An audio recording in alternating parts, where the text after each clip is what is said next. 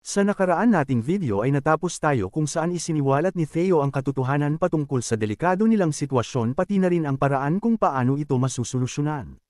Ipinaliwanag ni Theo ang mga maaari nilang gawin sa kasalukuyan nilang sitwasyon nang sa gayon ay makaligtas silang lahat ng matiwasay. At nang marinig naman yun nila Evelyn at ni Trainer Ivan ay labis silang mga nabigla gayong sobrang linaw daw ng pagkakapaliwanag ni Theo na maging sila ay nararamdaman na mataas ang posibilidad na ito ang pinaka-epektibo. Tiningnan mabuti ni Trainer Ivan si Theo mula ulo hanggang paa at sa ginawa niyang ito ay doon niya napagtanto na nabuksan na daw pala ng ating bida ang kanyang mind gate kaya naman sobrang talas ng pag-iisip nito. Hindi siya makapaniwala sa katotohanan ito at masasabi niyang mukhang nadagdagan na naman daw ng isang halimaw sa angkan ng Ragnar clan gayong sobrang bata pa ni Theo subalit nabuksan na agad nito ng napakaaga ang makapangyarihang abilidad ng mind gate. Tumawa ng bahagya si Trainer Ivan sabay nagwika na mukhang tumatanda na daw talaga siya at hindi rin magtatagal ay tuluyan na siyang mapapalitan ng bagong henerasyon. Gayunpaman ay hindi naman daw siya nagsisisi dahil ganun naman daw talaga ang kapalaran kung saan darating ang araw na paglilipasan sila ng panahon para bigyan daan ang susunod na henerasyon.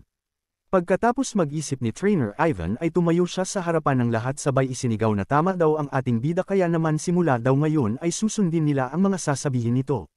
Pahabol pa ni Trainer Ivan na ang lahat ng bibitawang salita ni Theo ay walang pag-aalinlangan na susundin ng lahat dahil pinahihintulutan niya ito na pangunahan ang buong grupo sa magaganap na operasyon. Sa utos naman ni Trainer Ivan ay walang tumutol na kahit isang miyembro ng White Arm or Dragon Cavalry gayong batid din naman nila na sobrang maaasahan ni Theo. Bukod pa dyan ay alam din nila na sa kanilang lahat ay si Theo ang may pinakamay alam sa mga kalaban kaya naman ang pagiging leader nito sa operasyon ay mas lalong magpapataas ng kanilang tsansa na manalo. Lumipat ang eksena sa labas at doon ay makikita ang maraming mga hangal na nilalang na nagkalat sa wasak na gusali gayong hinahanap nila ang bangkay ng White Arm or Dragon Cavalry. Subalit nakalipas na ang ilang sandali ngunit wala silang matagpuan bukod sa mga bangkay ng kanilang kasamahan kaya naman bahagya na silang mga kinakabahan. Ang ilan pa sa kanila ay nauubusan na ng pasensya sa paghahanap kagaya na lamang ng pinuno ng mga hangal dahilan upang mainis ito at mapagbuntungan ng galit ang mga kawawang bangkay. Maya-maya pa ay isa ng alagad ang lumapit sa pinuno upang mag-ulat ng balita na kung saan nalibot na daw nila ang buong kanluran ng gusali subalit wala man lang silang nakita na kahit isang bangkay dito ng White Arm or Dragon Cavalry. Dagdag pa nito na kasalukuyan na rin daw silang patapos sa silangan na bahagi ngunit ni anino ng mga ito ay wala talaga silang makita kaya naman hindi na raw nila alam kung ano ang kanilang gagawin. Nang marinig naman ng hangal na pinuno ang ulat ng kanyang alagad ay bigla itong napalingon sa direksyon ng sentro ng wasak na gusali gayong iniisip nito na mukhang doon daw ito mga nagtungo. Saad pa niya na malabo rin naman daw na nakatakas ang mga miyembro ng White Arm or Dragon Cavalry gamit ang kanilang mga wyvern dahil wala silang nakita na lumipad nang simulan nila ang pagpapasabog kaya naman mataas ang posibilidad na sa loob nga ang mga ito nagtatago. Gayunpaman ay naisip din ng hangal na pinuno na mas mataas ang tsansa na mamatay ang mga iyon sa loob dahil sa pagbagsak ng gusali kaya naman kailangan na lamang daw niyang maghintay ng balita sa kanyang mga alagad dahil nagpadala na rin naman na siya ng mga magsusuri doon. Matapos makapag-isip ng pinuno ay tumigil siya ng ilang sandali sabay nag-utos sa kanyang mga alagad na huminto sa paghahanap at magtungo sa loob ng wasak na gusali upang doon ipagpatuloy ang paghahanap. Subalit bago pa man masunod ang utos niyang ito ay mayroon ng hindi inaasahang pangyayari ang naganap kung saan isa-isa nang napaslang ang kanyang alagad matapos lumitaw ang kanilang mga hinahanap. At bagamat hindi pa man ito nakikita ng hangal na pinuno dahil siya'y nakatalikod ay batid na niya agad ang nangyayari kaya naman napatahimik ito ng ilang sandali para maghanda ng kanyang sarili. Ngunit bago pa man niya iyon magawa ay isa ng atake ang lumitaw mula sa ibaba dahilan upang mas lalo itong hindi makapaghanda o makapagbabala man lang sa kanyang mga tauhan. Bumulusok ang mabilis na atake na nagmula sa ibaba at sa isang iglap ay agad itong tumama sa mukha ng hangal na pinuno kaya naman bahagya itong nasugatan. Labis namang nabigla ang hangal na pinuno sa bilis ng kanyang kalaban at sa mga puntong ito ay batid niyang ang kaharap niya ay nasa kaparehas niya ng level o higit pa sa kanya gayong wala man lang siyang ideya na nakalapit na ito sa kanya. Agad na sinalag ng hangal na pinuno ang mabilis na atake para ilayo sa kanyang mukha at nang mapatalsik na niya ito ay malinaw na niyang nakikita kung sino ang kanyang kalaban na kung saan ito pala ay walang iba kundi si Evelyn. At nang malaman na ito ng hangal na pinuno ay mas lalo itong kinabahan dahil kilala nito si Evelyn bilang isa sa pinakamalakas na miyembro ng White Arm or Dragon Cavalry. Bukod pa dyan ay alam din niya na mas malakas ito sa kanya kahit na parehas silang high-rank swordsman dahil mas marami itong kasanayan pagdating sa pakikipaglaban. Gayunpaman ay naisip ng pinuno na wala na siyang pagpipilian pa kundi ang lumaban kaya naman kahit dahado siya ay iwinasiwas niya ang kanyang sandata upang umatake ngunit madali lamang itong naiwasan ni Evelyn ng walang kahirap-hirap. At pagkatapos ang unang salpukan ay nagkaroon ng bahagyang distansya ang dalawa at nang makita iyon ng hangal na pinuno ay naisip niyang isa na itong oportunidad upang balaan ang kanyang mga kasamahan. Buong lakas na sumigaw ang hangal na pinuno na maghanda daw ang lahat ng kanyang mga kasamahan para sa paparating na ambush ng White Arm or Dragon Cavalry at pahabol pa niya na isagawa daw agad ang kanilang defense formation. Subalit sa pagsigaw niyang ito ay walang tumugon sa kanya dahil kasalukuyan na palang pinapaslang ang kanyang mga kasamahan nang hindi niya namamalayan. Ang ilan pa rito ay mga nagtatangka pa na tumakbo ngunit masyadong mabibilis ang mga miyembro ng White Arm or Dragon Cavalry kaya naman sa huli ay isa-isa pa rin ang mga ito na binawian ng buhay. Maya-maya pa ay nalaman na rin ng hangal na pinuno ang sitwasyon ng kanyang mga kasamahan at hindi ito makapaniwala sa kanilang sinasapit kaya naman nanlilisik nitong tinatanong kung paano daw nabaliktad ang kanilang mga katayuan. Sa tanong naman niya ay hindi sumagot si Evelyn bagkus galit pa itong nagsalita na magbabayad daw silang mga taga-intelligence bureau hindi lamang sa White Arm or Dragon Cavalry kundi pati na rin sa batas ng Ragnar clan. Pagkatapos magbitaw ng banta si Evelyn ay galit itong naghanda na umatake patungo sa hangal na pinuno kaya naman nagpatuloy ng muli ang matinding labanan sa pagitan nilang dalawa. At sa labanang ito ay si Evelyn ang nasa opensa habang ang hangal na pinuno naman ay nasa depensa dahil na rin sa agwat ng kanilang lakas. Ngunit habang dumedepensa ang hangal na pinuno ay bigla niyang naalala na isa na nga lamang pala ang braso ni Evelyn kaya naman mataas ang posibilidad na hamina na ito.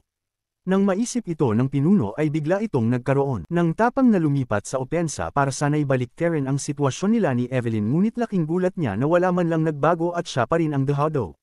Napagtanto ng hangal na pinuno na hindi lamang siya talo sa palakasan ng puwersa kundi pati na rin sa pabilisan at pahusayan ng paggamit ng teknik kaya naman mabilis na nawala ang kanyang kumpiyansa sa sarili. Sa kabilang banda naman si Evelyn na nakikipaglaban sa hangal na pinuno ay bahagyang naguguluhan habang nakikipagpalitan ng atake dahil nararamdaman niyang hindi naman daw ito ganun kalakas para matalo ang grupo nila Trainer Ivan. Dagdag pa ni Evelyn na kulang din daw ito sa karanasan para mamuno sa ganito katinding operasyon kaya naman mukhang bukod raw dito ay maaring mayroon pang ibang kalaban. Matapos iyon mapagkanto ni Evelyn ay naisip niyang dapat niya nang tapusin ang laban kaya naman ginamit na niya ang isa sa mga alas ng kanyang bagong prosthetic arm na isang uri ng hidden weapon. Sa ginawa naman ni Evelyn na pag-atake ay hindi siya agad nagtagumpay ngunit kahit na ganun ay nawala naman niya sa balanse ang pinuno ng mga hangal kaya naman hindi siya gaanong nadismaya. Mabilis na sinundan ni Evelyn ang kanyang atake bago pa man makabalik sa balanse ang kanyang kalaban at nang makita ito ng hangal na pinuno ay halos manlaki ang mata nito gayong batid nito na malabo niya itong maiiwasan. At kagaya ng inaasahan tuluyan nang ang tumama ng walang kahirap-hirap sa hangal na pinuno ang mga atake dahilan upang mapinsala ito ng lubos sa maraming parte ng katawan. At sa naganap na pangyayaring ito ay walang nagawa ang hangal na pinuno kundi ang umatras ng malayo nang sa gayon ay makabalik siya sa balanse at hindi magpatuloy ang kanyang pagkatalo. Hindi naman pinansin ni Evelyn ang paglayo ng hangal na pinuno bagkus ginamit niya ang oportunidad na ito para sigawan ang mga hangal na miyembro ng Central Intelligence Bureau na sumuko na lamang gayong wala na silang pag-asa pa na manalo. Dagdag pa ni Evelyn na marami na sa kanilang mga namatay at malapit na rin daw sumunod ang kanilang hangal na pinuno kaya naman wala nang saysay pa ang pagmamatigas. Nang marinig naman iyon ng mga hangal ay labis silang mga nagulantang gayong hindi sila makapaniwala na hindi lamang pala sila ang natatalo sa mga miyembro ng White Arm or Dragon Cavalry dahil maging ang kanilang pinuno ay ganun din ang sitwasyon. Sa kabilang banda naman ang mga miyembro ng White Arm or Dragon Cavalry na narinig din ang sinasabi ni Evelyn ay labis na natutuwa gayong iniisip nila na mukhang sigurado na daw ang kanilang pagkapanalo. Subalit sa gitna ng kanilang kasiyahan ay bigla na lamang sumigaw ang hangal na pinuno kung saan malakas nitong sinabi na ang lahat daw ng kanyang mga natitirang kasamahan ay pinahihintulutan na niyang gamitin ang kanilang secret forbidden technique. Pahabol pa nito na wala na silang pagpipilian kundi ang isama sa hukay ang buong White Arm or Dragon Cavalry na naririto kaya naman maghanda daw ang lahat na ibuwis ang kanilang mga buhay.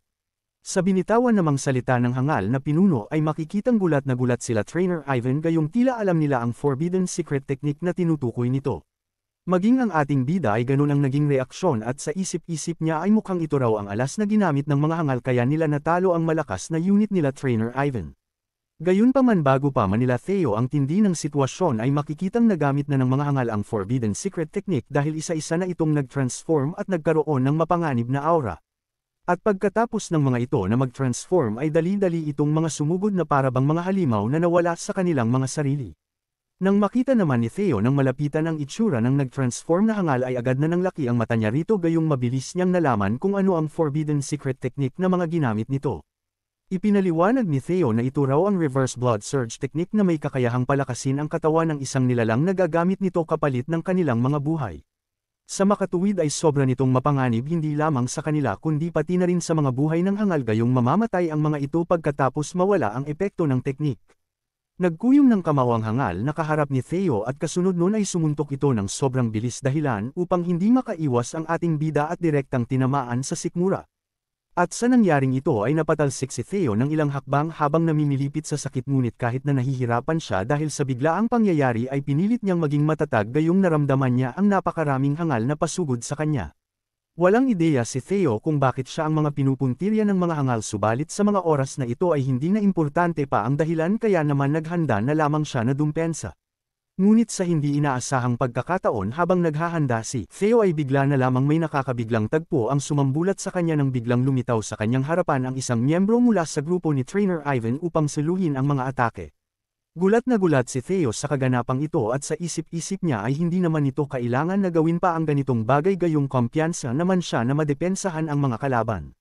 Gayunpaman sa gitna ng pagkagulat ng ating bida ay biglang nagsalita ang nagsakripisyong miyembro na kung saan sinasabi nito na wala na raw siyang gana pa na mabuhay kaya naman ginawa niya ang ganitong bagay. Dagdag pa nito na kung hindi daw kaya ni Theo na lumaban sa maraming mga hangal ay maaari na daw itong tumakbo dahil pipilitin niyang mabigyan ito ng sapat na oras upang makatakas. Nang marinig naman ni Theo ang mga huling salita ng nagsakripisyo nilang kasamahan ay mabilis niyang naunawaan ang sitwasyon nito at kung bakit ayaw na nitong mabuhay. Batid ni Theo na ang dahilan kung bakit nawala na ito ng gana na mabuhay ay sa kadahilanang wala na itong dalawang braso na siyang pinakamasaklap na kapalaran ng isang swordsman. Matapos mapagtanto ito ay nanggigil na naghandang umatake si Theo para tapusin ang buhay ng mga hangal at habang inihahanda niya ito ay binabanggit niya na hindi masasayang ang pagsasakripisyo ng kanyang kasamahan. At hindi rin nagtagal ay tuluyan na nga niya itong napakawalan kaya naman makikita na ang pagtilapon ng mga pira-pirasong katawan ng mga hangal. Bukod pa dyan ay hindi pa natatapos ang panggagalaiti ni Theo sa mga hangal kaya naman ginamit niya agad ang bago niyang abilidad na Mind Gate upang analisahin ang posisyon ng mga kalaban. Nais niyang malaman kung paano niya ito maaatake nang hindi nadadamay ang kanyang mga kasamahan gayong ang susunod niyang gagawin na pag-atake ay isa sa pinakamatindi na maaari niyang mapakawalan. Makalipas ang ilang sandali ay natapos din agad si Theo sa pag-analisa sa buong paligid kaya naman agad na siyang naghanda na umatake gamit ang buong lakas at mana na taglay-taglay niya sa kasalukuyan. At maya-maya lamang pagkatapos niyang maghanda ay tuluyan na nga siyang umataking muli na kung saan nagmistulan siyang kalamidad na isa-isang ramagasa at pumaslang sa mga hangal. At sa ginawa niyang ito ay hindi lamang ang mga hangal ang nabigla niya kundi pati na rin ang kanyang mga kasamahan dahil maging ang mga ito ay hindi inaasahan na ganon na pala siya kalakas sa pakikipaglaban. Nagpatuloy si Theo sa pag-atake sa mga hangal at habang tumatagal ay mas lalong humahanga sa kanya ang kanyang mga kasamahan dahil hindi nila lubos maisip kung saan daw siya kumukuha ng maraming mana para makapagsagawa ng ganito katindi na pag-atake. Dagdag pa nila na masyado din daw itong perpekto at sobrang bilis senyales na naabot na ni Theo ang level na mas mataas sa ranggo ng isang high-rank swordsman. Sa huli ay tuluyan na nga ni Theo na naubos ang maraming bilang ng mga hangal at ang tangi na lamang natitira ay ang pinuno ng mga ito na plano nilang hulihin ng buhay para kunan ng impormasyon. Subalit bago nila magawa iyon ay ilang sandali munang napatahimik ang lahat sa naging resulta ng nangyaring pag-atake gayong sumambulat sa kanila ang malinaw na marka na naiwan sa lupa. Manghang-mangha sila sa kanilang nakikita at para sa kanila ay sobrang hirap daw paniwalaan na si Theo ang may gawa nito kung hindi lamang nila ito personal na nasasaksihan. Maging ang hangal na pinuno ay ganun din ang iniisip at sa mga oras na ito ay naunawaan na niya kung bakit namatay ang kanilang young master ni Action sa kamay ni Theo. Sa isip-isip ng hangal na pinuno ay sobrang lakas daw ni Theo gayong madali lamang nitong natalo ang lahat ng kanyang kasamahan kahit na nasa level na ang mga ito ng mid-rank swordsman at may lakas ng isang high-rank swordsman dahil sa paggamit ng forbidden secret technique. Gayunpaman bagamat humahanga daw siya sa lakas ni Theo ay labis din siyang nagagalit dito kaya naman kahit na anong mangyari ay isasama niya ito sa hukay nang sa gayon ay hindi daw ito maging banta sa kanilang Central Intelligence Bureau. Lumipat ang eksena sa dalawang high-rank swordsman ng White Arm or Dragon Cavalry at kinakabahan nilang pinagmasdan ang ating bida habang tinatanong kung ano na ba raw ang level na naabot nito. Alam daw nila na malakas si Theo ngunit wala silang ideya na ganito pala ito kalakas na para bang hindi ito isang baguhan kagaya ng iba nilang miyembro. Sa kabilang banda naman habang humahanga ang lahat ay nahihirapan naman ang ating bida sa kanyang sitwasyon gayong napasobra daw siya sa paggamit ng kanyang lakas sa ginawa niyang pag-atake. Ipinaliwanag ni Theo na bagamat nagtataglay daw siya ng malakas na magic power at mataas na kahusayan sa paggamitin ng teknik ay masyado namang mahina ang kanyang katawan para gamitin ito kaya naman kasalukuyan siya ngayon na nanghihina. Saad pa niya na ang panghihina niya ngayon ay sobrang tindi na para bang anumang oras ay babagsak siya ay mawawalan ng malay. Sa gitna naman ng pag-iisip ni Theo ay biglang kumilos na ang pinuno ng mga hangal na kung saan nanggagala itong sumugod patungo sa ating bida habang ipinangangalandakan ang kagustuhan nito na paslangin si Theo. Nang marinig naman ni Theo ang tinura nito ay mabilis na nanlaki ang kanyang mata gayong sa kasalukuyan ay wala na siyang kakayahan paprotektahan ang kanyang sarili. Gayunpaman ay hindi nagpadaig ang ating bida at agad na lumingon upang tingnan ang sitwasyon ngunit sa kanyang paglingon ay mayroon agad siyang natuklasan sa pinuno ng mga hangal kung saan tinatangka pala nito na pasabugan ang kanyang sarili. Mabilis na kinabahan ang ating bida nang mapagkanto ito dahil mas lalo siyang nawala ng tsansa na proteksyonan ang kanyang sarili gayong ang pagsabog ng isang high-rank swordsman ay sobrang matindi.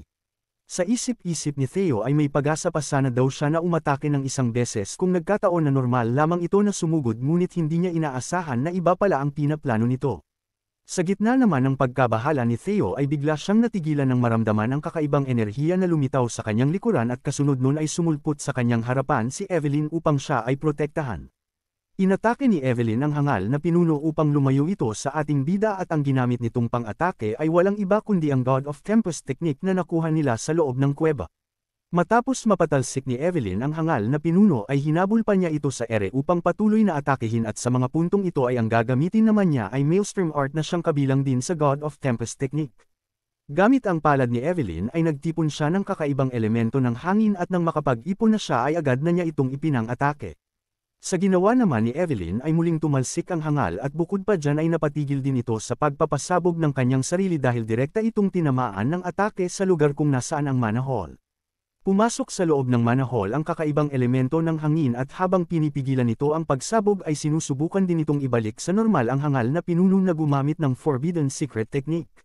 Nang makita naman iyon ni Theo ay labis siyang napahanga gayong hindi niya inaasahan na magagamit na agad ni Evelyn ng ganito kahusay ang teknik kahit na 3 araw pa lamang niya itong napag-aaralan. Maya-maya pa ay muli na namang umatake si Evelyn kung saan sinipa niya ng malakas ang hangal na pinuno dahilan upang bumagsak ito sa lupa ng sobrang tindi. Sa huli ay wala na nga talagang nagawa pa ang hangal na pinuno kundi ang bumulagta at walang nakaalam kung buhay pa ba ito o hindi. Ang ating bida naman na nakitang wala ng malay ang hangal na pinuno ay nakahinga na ng maluwag gayong muntikan na daw talaga siyang mamatay kung hindi lamang dumating si Evelyn. Habang nagpapahinga naman si Theo ay bigla itong napalingon sa likuran nang marinig nito ang pagtawag sa kanya ng kanyang mga kasamahan upang siya ay pasalamatan. Sinabi ng isang high-rank swordsman na utang daw nila ang buhay nila kay Theo dahil hindi lamang sila niligtas nito ng isang beses simula nang mangyari ang operasyon. Sa kabilang banda naman si Halkaslanka ay tuwang-tuwa sa likuran at ipinangangalanda kanya na hindi daw talaga siya nagkamali ng sinuportahang young master gayong kitang-kita naman kung gaano maasahan si Theo. Dagdag pa niya na sa kanya na raw posisyon ng first sword ni Theo kaya naman kung may magbabalak sa kanyang mga kasamahan na agawan siya ay wag na daw nilang tangkain pa. Sa mga sinabi nila Halkaslanka ay walang naging tugon si Theo bagkus napangiti na lamang siya sa mga ito dahil batid niyang sa mga puntong ito ay mas lalong titindi ang kanilang mga pagsasamahan. Maya-maya pa ay nakisali na rin ang grupo nila Trainer Ivan at masaya nitong binabati ang kahusayan na ipinakita nila Theo pati na rin ni Evelyn. Sinabi ni Trainer Ivan na ngayon daw ay hindi na siya mag-aalala pa kahit na mawala siya sa White Armor Dragon Cavalry gayong mayroon naman daw papalit sa kanya na mas mahuhusay pang 2 nilalang. Sa huli ay tuluyan nang natapos ang misyon at sobrang saya ng lahat ng miyembro ng White Armor Dragon Cavalry gayong karamihan sa kanila ay ligtas at makakabalik ng buhay.